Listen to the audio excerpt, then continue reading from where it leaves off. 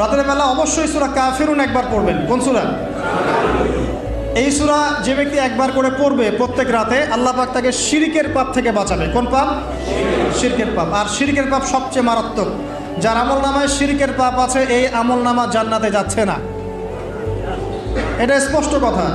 সূরা নিসার মধ্যেও আছে, অন্য অনেক জায়গাতেই আছে যে আল্লাহ পাক সব গুনাহ মাফ করতে পারেন, শিরকের গুনাহ মাফ করবে। তওবা করলে পরে আল্লাহ পাক মাফ করবে। তওবা করে আবার ইসলামের দিকে আসতে হবে। আল্লাহ পাক তৌফিক এনায়েত করুন, আমিন। শিরকের পাপ থেকে বেঁচে থাকেন। আর শিরক সম্পর্কে জানার জন্য কিতাবুত তাওহীদ একটা বই আছে, এটা পড়েন। কিতাবুত তাওহীদ। তারপরে রাতের বেলা 33 বার সুবহানাল্লাহ পড়বেন, 33 বার আলহামদুলিল্লাহ পড়বেন, আর 34 বার আল্লাহু আকবার পড়বেন। ঠিক আছে? এরপরে আপনি রাতে আর্লি ঘুমিয়ে যান। যতটুকু সময় ঘুমিয়ে থাকবেন এই সময়টুকু ইনশাআল্লাহ আপনার আমল নামায় ইবাদত বলে গণ্য হবে ইনশাআল্লাহ। যদি দেখেন রাতের বেলা দুঃস্বপ্ন দেখছেন, দুঃস্বপ্ন যদি দেখেন তাহলে বাম দিকে 3 বার থুতু ফেলবেন, এভাবে আউযু বিল্লাহি মিনাশ শাইতানির রাজিম, এভাবে 3 বার থুতু ফেলবেন। মানে কারো গায়ে থুতু দিবেন না, থুতু ফেলার ভান করবেন। তারপরে পাশ পরিবর্তন করে ঘুমাবেন। ঠিক আছে? দুঃস্বপ্ন মানুষ দেখতে পারে, আর দুঃস্বপ্ন শয়তানের পক্ষ থেকে দেখানো হয়। আর যদি আপনি পবিত্র অবস্থায় ওযু করে ঘুমান, আমলগুলো করে ঘুমান, দরুদ শরীফ পড়তে পড়তে ঘুমিয়ে যান, বা আল্লাহুম্মা বিইসমিকা আমুতু ওয়া আহইয়া পড়ে আল্লাহ জিকির করতে করতে ঘুমিয়ে যান, আপনি আল্লাহর হুকুমে সত্য স্বপ্নও দেখতে পারেন। এটাও হাদিসে আছে, সত্য স্বপ্ন বলে একটা বিষয় আছে।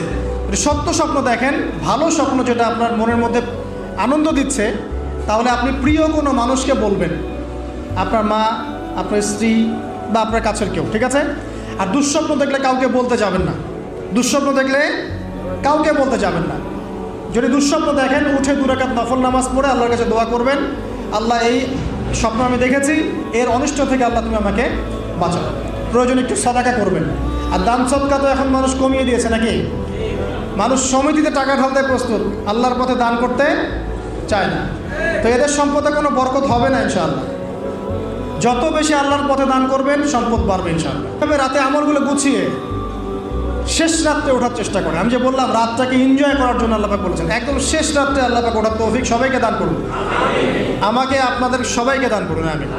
শেষ রাত বলতে কোনটা? রাতকে 3 ভাগে ভাগ করতে হবে। কয় ভাগে?